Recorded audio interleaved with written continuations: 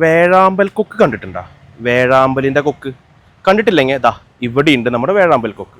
Hi സുഹൃത്തുക്കളെ, നമസ്കാരം. നമ്മളിപ്പോൾ നിൽക്കുന്നത് ജേഡ് വൈൻ എന്നറിയപ്പെടുന്ന വേഴാമ്പൽ പൂവിൻ്റെ അടുത്താണ്. കേരളത്തിൻ്റെ കാലാവസ്ഥയിലെ വളരെ നല്ല പോലെ പുഷ്പങ്ങൾ കൊണ്ട് മായാജാലം സൃഷ്ടിക്കാൻ കഴിവുള്ള ഒരു ചെടിയാണ് ജേഡ് വൈൻ ചെടികൾ. ഇപ്പോൾ ഞാൻ നിൽക്കുന്നത് തൃശ്ശൂർ ജില്ലയിലെ കാഞ്ഞാണിക്ക് അടുത്താണ്. ഇവിടെ തന്നെ ഈ ഒരു തീരദേശ മേഖലയിലെ ക്ലൈമറ്റിൽ പോലും ഇത് വളരെയധികം പുഷ്പങ്ങൾ നൽകിയിട്ടുണ്ട്.